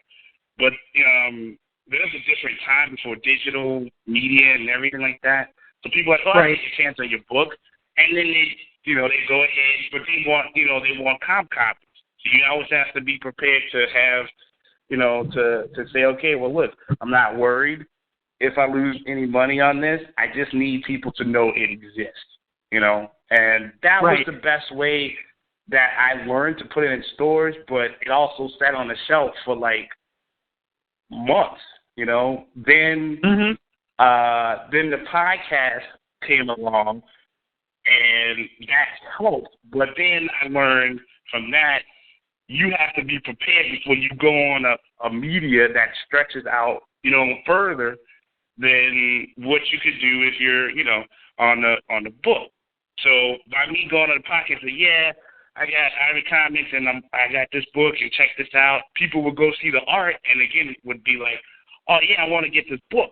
But I didn't have like an online store. I just had like I said, here's the art, you can see it. Email me and give me an address and I'll, you know, do this. So now from that I learned I had to make the site all over again and make it so that, you know, it had an online store and you can order it through that. And then whenever I make something, I know that I have to make sure everything is set up before I can even tell somebody, because I was told I lost about like 15 or 20 people because as soon as they say, oh, we like it, we want to support them, and they couldn't buy the book, instead of just coming back and say, hey, idiot, we couldn't get your book, how do we get it? They just didn't say anything. And when everything came out, they were like, well, you know, good luck, you know. So it's about timing, I think, and, you know, and how things are represented, you know, and how you use your money. So that's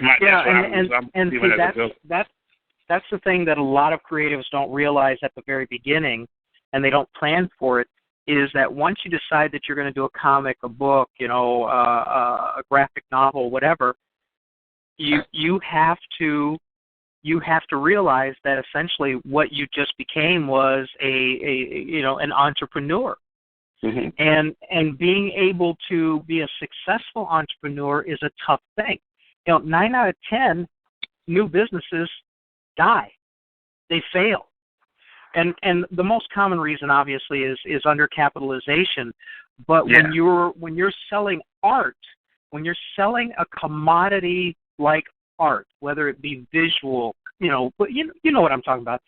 It's a tough way to go, because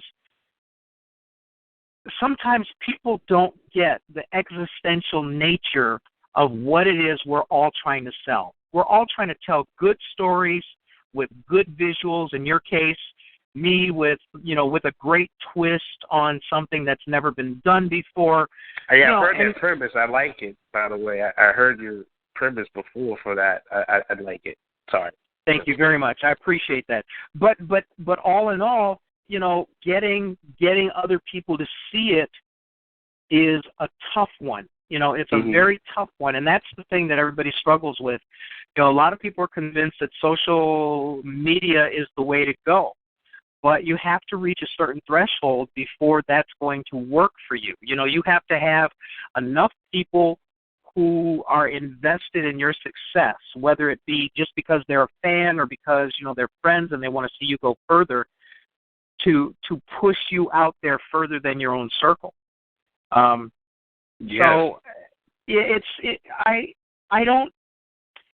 I don't try to dissuade anybody who wants to be creative. As a matter of fact, I try to encourage them, because the more of us out there are, the more that people are going to get in the habit of looking for something new, or seeking out. That's what I mean, seeking out something new or something different or something unusual. And for you to have picked the kinds of characters you did not make the safe choice. You don't have some sort of stock superhero. You don't rely on the common memes in order to tell your story. And that makes it a little bit harder for you, but eventually when you get to that threshold, it becomes easier, because once enough people know about you, when something new comes out, they're all going to gravitate toward it, and that's a great way of picking up more eyeballs. So, I encourage you to keep at it, because you know what? The people who quit, there are legions of people who have quit. There are legions of people who go, oh, it's too hard. I can't do this. And those are the people that we never, ever hear from again. So, the coolest thing for me would be 2 years from now, Jarvis says, hey, guess who's going to be on? And I'll go, who? Because, of course, when he says that, he could either be going good on me or he could be breaking bad on me. But if he says, oh, Eli Ivory's going to be on, I'm going, hell yeah, because, 2 years from now, I want to see them done. And like I said, one of the best things that you can do is, as a creative, is definitely have a link to this interview. So, because then once people understand who you are as a person, then they're more interested in what you do. I mean, it's just a natural thing. If you like somebody that you hear on the radio, or like if I hear a song on the radio that I really like, and I didn't catch the very beginning when they said, here's so-and-so, or at the end they didn't say it because they went in the news, I call and I find out, because I want to know what that was, because I like it. You know what I'm saying?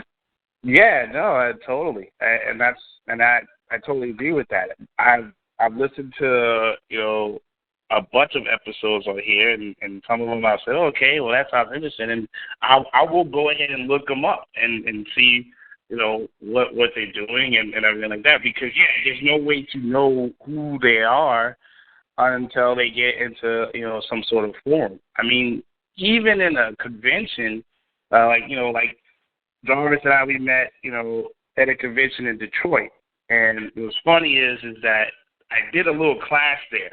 And it was cool. I didn't really sell too much. I don't know if it was, because of how things were, or because I think that's when Detroit had hit like a, rough point. But I did a class, and there was a little kid. I think Josh remembers, but there was a little kid. He came in, he took the class and everything. He was like, "Oh yeah, this is cool. I like your stuff, Mister." I'm like, "All right, kid. Yeah, cool." well, here you go. All right, here's a book. So I'm like, there you go. So then, like I say, about 30 minutes later, the kid comes back and he's all pumped up. He's had fun at this thing. He's got his face painted. You know, he's having a ball. So I'm like, well, Right. look at you. You know, you had a good time. He's like, yeah, hey, can you come with me? And I'm like, what? He's like, you know, just come with me for a second. So I'm like, sure. I follow him, and we're going into this other area where they have other comic book artists. And he asked me, basically, he wanted a print. He wanted a print from another artist, but he didn't have the money to get the print. Like, I think he was like $5 short, but it was like something the dude had drawn. Like, it was an awesome print, but like the guy drew the Hulk, you know. Sure. And so like the kid wanted it. He was like, "Hey, Mister, could you give me the $5 to get the print?" I was like, "I gave you 2 comic books, hey." Okay. And so the guy was like, "Yeah." And the guy was like, "Hey, this is your son?" I'm like, "No, I just met this guy. You know, I met this kid 30 minutes ago." And he's like, "Wow, that's cool. So you're gonna buy my art for this kid? You don't even know." I'm like, "Yeah, you know." Yeah. He's pumped with it. That's cool. And so me and the guy ended up having a conversation, you know, and he was a good guy, but that's kind of the, you know, it's kind of like a weird thing like that is how I end up networking with real people, you know. And it wasn't like me and the guy, we were in the same room, we were in the same area, but he was doing his thing and I was doing my thing, you know. But it took some kid who just randomly just was like, "Hey, you look like you'll give me $5. Come with me," you know. And you know, I ended up meeting some cool people that way. So you just never know in this business how stuff will work. And I think the other thing is like, I don't know how to put this, but if there's everybody, you know, as creators, like you said, we have like 50 million ideas a day, easy. I mean, you know, like you see something on the street, you're like, "Oh, that would be cool if this was mixed with that." You know, I had a crazy idea about an Alzheimer's patient that was a superhero, and he had a breakdown and he split into 2 different people. And I was like, I don't even know how to do that, but I'd like to see that, you know. But for me, it's also the thing of saying, are you willing to invest your money into making that? And if you are, I think that, you know, that's more incentive. Like Kevin Smith, he does Clerks, you know, but he basically, you know, cashed out all his credit cards to make that movie. You know, sure. He put himself on the line, and like, you know, now he's big. But that wasn't instantaneous. You know, Marvel Comics, I mean, they were close to being bankrupt for like 2 to 3 years because they tried to do their own distribution system with comics. It fell through, and they almost went broke. They just figured, hey, you know, we just have to start selling our properties, and then we can make it back. And now they've never looked back. But it still took, like, what would you say, 15 to 20 years of those characters being reinvented over and over and being put in all these different forms to get to that kind of plateau. So it's a huge mixture of things, in my opinion, before it gets creative. You know, it's just how much time you want to spend into it and how much you believe in it, and making sure that, you know, your work stays relevant and it stays out there. Because, 2 years from now, 20 years from now, we could both be at some premiere or something, and, you know, you came up with the idea. I just had to be working for you, you know, drawing up the little, you know, screenshots or something for it, and, you know, you did the screenplay, you know. Yeah. Oh, no, I know what you mean. Yeah. Hey, let me ask you this. I mean, of all the stuff that you've done in the past, you know, bringing your work to where it is now, what has been the best part of doing what you're doing? Wow. The best part, honestly, is proving the people that said I couldn't do it wrong. That, I don't know if that's bad to say, but there were a lot of people that were like, no, I mean, you know, there's a lot of naysayers, and proving them wrong, that's as legitimate as anything else, you know? You know, that's what I think, because if you're able to so you have to have a tough skin, you know. Like if you're not used to being, if you're not used to being criticized, you know, it's like this Winston Churchill quote that basically said, if you don't have people, that's like, you know, paraphrasing, but if they're not hating on you, you know, you're not doing something right, you know. Yeah. So I do like that because like somebody says, I didn't think you could make a book because like you said, I quit, but you didn't quit, so you made one. All right, you know, props, you know, and that's, you know, that's cool. The other thing is it's very rewarding to self-publish because it helps. I think it helps a person to, you know, validate themselves because, again, you're doing it on your own, you know. Right. And there's a lot to be said if you don't have Warner Brothers backing you up, you don't have, you know, Sony Entertainment, you know what I mean? Like, or Marvel or whoever, Oh, yeah. Right. You know, if the U.S. government came up and says, hey, you know, we want to open a whole new job market, we're just going to give, like, $500 million to, like, any collective creative of people, blah, blah, blah, well, then, you know, if somebody had $500 and some million behind them, you would see some stuff, you know? Right. But, right. Oh, yeah.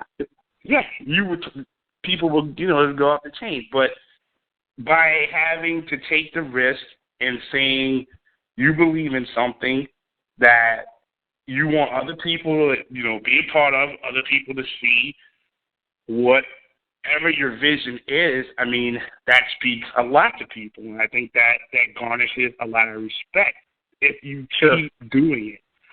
So that's very rewarding as well. That's really very cool. Well, we're just about out of time, and I want to drag Jarvis in here in a minute or so and get some updates on things that are going around here.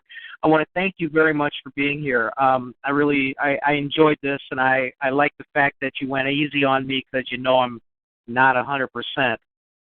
You know, I'll be honest with you. As I was sitting here, I enjoyed thoroughly talking with you. You made everything easy for me, so thank you very much for being here, Eli. No, I'm serious, man. You know, I can't say that every single show has been you know, smooth sailing, but also the things that people are interested in are your journey. You know, the kinds of lessons that you've learned, and you know, the takeaways that may even help them avoid, you know, pitfalls too. I mean, the cool things that I took away from this is, one, you're willing to collaborate. Two, you're a great mentor. You know, you have no trouble at all mentoring young people in the fine art of getting things done. Not just being creative, but getting things done. And that's huge because a lot of people start stuff and don't finish it. So, I mean, I really appreciate your time. I hope you had a good time. And, thank you. You know, one of the things that I would like to do is revisit with you, you know, maybe a couple years down the road, see where you're at, see what changes have happened, see what kind of cool things you've run into, and we will go through all of that again. So again, you've been listening to the Genesis Science Fiction Radio Show, a service of the BlackScienceFictionSociety.com website. Our special guest, great guy, computer technician, just like me, by day, Eli Ivory, and he's a comic book creative by night. And this is his work. All you have to do if you want to check out his work is go to www.ivorycomics.com and check him out. And then from there, you'll probably find out all the other cool things that he does. So thank you very much, Eli. I hope you had a good time. Oh, I did. Thanks for having me. It was fun. I hope I didn't go too long, but I had a good time. No. This is good. We started a couple minutes late because of me. And sitting here, I'm finding out that I'm a little more injured than I thought I was. Oh, boy. Oh, no. Well, somebody smacked the hell out of my car on the passenger side, on the driver's side back door. And according to the police, they had to have been going at least 45 miles an hour. maybe a little more. And I'll tell you how hard they hit me. They had a Chevy. Name some of them smaller Chevys. Smaller Chevy. I don't know. It was a small Chevy. I should remember, but I don't. But anyway, that little car hit, and I've got a Volvo V70 wagon. You say it's a Cobalt, right? It might be the Cobalt. Yeah. That's what it was. It was a Chevy Cobalt, and he smacked me hard enough to spin my car 270 degrees, almost 360. And he hit me so hard, I hit him on their door, or I hit him on his driver's door because he hit my car so hard. And so I didn't realize that I got my bell rung as hard as I did until about 45 minutes ago after the show started. I got this big ass lump on my head, and I'm feeling kind of weird, you know. So I probably have a slight concussion. I hope I didn't sound like a complete idiot. No, you had some great questions. You're a trooper. If that's the case, you're a trooper, man. Yeah, maybe it's because I took all them drugs in the 70s. But anyway, so if I not that I'm trying to, you know, dig for any compliments, but you know, if I did mess up, it was because I thought I was better off than I am. But on the other hand, when you get a concussion, aren't you not supposed to go to sleep, like for a certain amount of time? Yeah, you really should do that. Somebody should be watching you. I don't need any stalkers, thank you. But I'm going to be up for a while. But I appreciate what you said. I know. Yeah, somebody's like, hey, get up. You know. Well, anyway, I had a ball. I really did, and I mean, I was interested in everything you had to say, which is kind of cool. You know, I enjoy learning about new creatives. So anyway, Jarvis says no sleep. Well, Jarvis, why don't you cut me some slack and come on in so you can kind of close out the show for us. He'll be here in a minute. But seriously, a little bit down the road, we're going to take a look at what you've been doing. We'll have you back. It was great talking to you, and according to Jarvis, it was great meeting you. So Jarvis, Why don't you give us a little quick rundown of what's going on around BlackScienceFictionSociety.com, and we will say thank you very, very much. I had a good time. I hope you did too. Did you? I did. I had fun. It was really good. Very healthy. All right, Jarvis. All right. Thanks everybody for participating. This is another great show. Thanks for coming on, Eli. It was good getting to know you even more since we first met in terms of what you've been doing. We need to get William to the hospital immediately. I'm not going to the hospital. Yes, and so I understand. Yeah, you got to go get checked out, man. Go get checked out.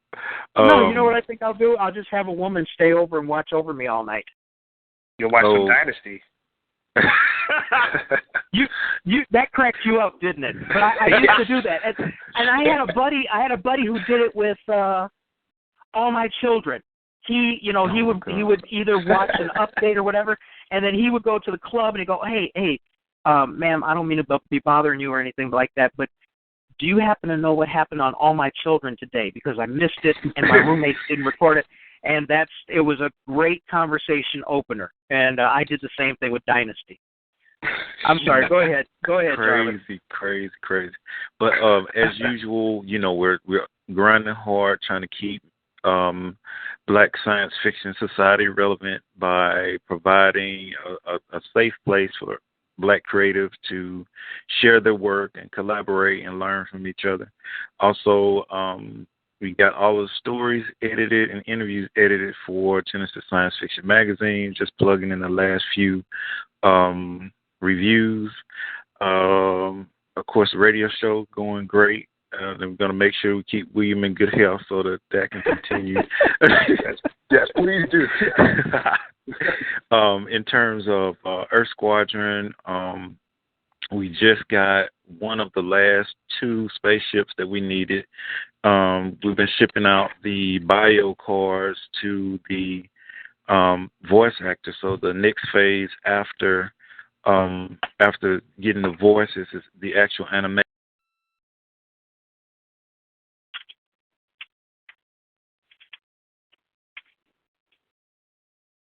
Hello? Hey, I'm here. I think Jarvis fell off the air here. He's going to have to dial in again.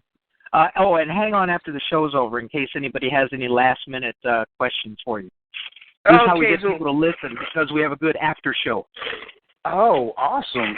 Yeah, look, I do that podcast, and so I know what it's like. You have a guest on and you don't know much, and like, so you try to. I can't ask as great questions as you, but yeah, I understood what it was like. So yeah, that's why I was like, I hope I balanced it. No. See, I have, in all honesty, if you pay attention to your guests and do a little bit of research beforehand, it's not hard to carry on a conversation, because what you're doing is, in my case, a lot of these people I don't know before I interview them.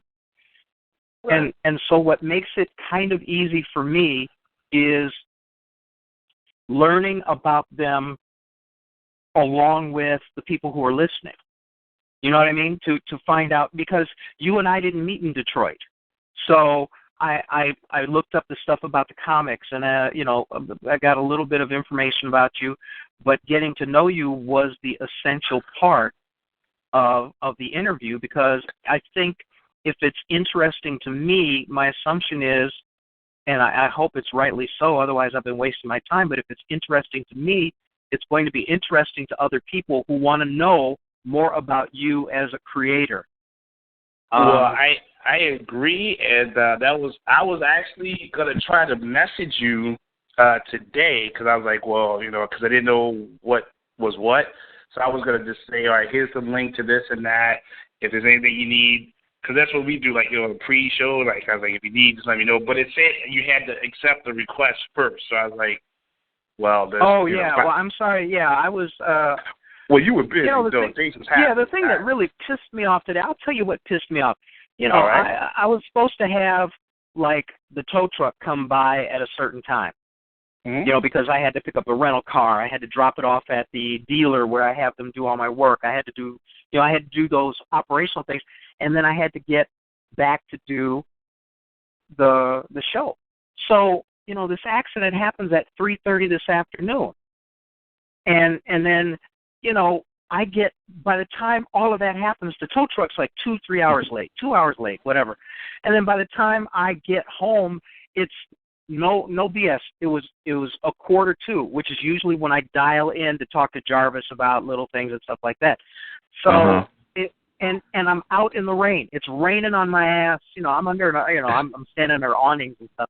So it was just a miserable experience. And I don't want to sound like I'm whining about it, but it just was miserable. And then, I'm driving home in a nice rental, and, I don't want to, and it's raining again, so I don't want to drive poorly and have something else happen. And then now I realize I've got a concussion, and I'm thinking, oh, so you were driving in the dark, in the rain, in someone else's car, and you got a concussion. And so I'm gonna have to have a talk with myself after we're off the air, and But so that was kind of aggravating. And anyhow, Jarvis is back. Where did that? That's crazy. You may have to have your friend drive you to the hospital.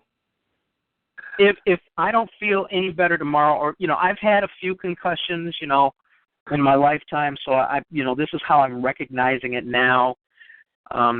If I think that I need the care, I will definitely go get the care. I've got people who can take me places, but in all honesty, this is a minor thing. This is nowhere near like what some NFL guy is going to get, when he gets his bell rung. So, but like some sort of hematoma or something.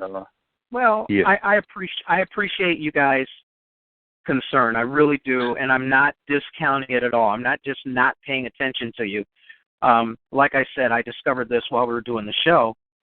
So we'll see what happens. The call dropped. What was the last thing you guys heard me say? You were talking about sending out the cards to get the character cards. You got to ship it, and then something about buying cards, and then he just drops off.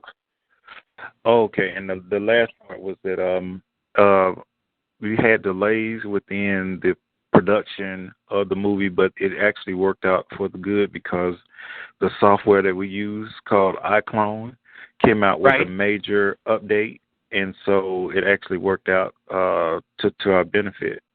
So everything's moving in the right direction. Very cool. It's a 3D movie, like a 3D animated movie. Yes. You can check it out at earthsquadron.com. Okay. Yeah. And I know, just to throw this in last thing, make sure to put any events, in addition to posting pictures and things of that nature about your projects and videos, use the event section for any events that you're going to be going to. Now, we're planning on going to at least 2 more events this year. One of them is OnyxCon next weekend in Atlanta, and the other one is the East Coast Black Age of Comics, and I believe it's October this year. Ooh, that reminds me. Can I do one announcement real quick? Real quick.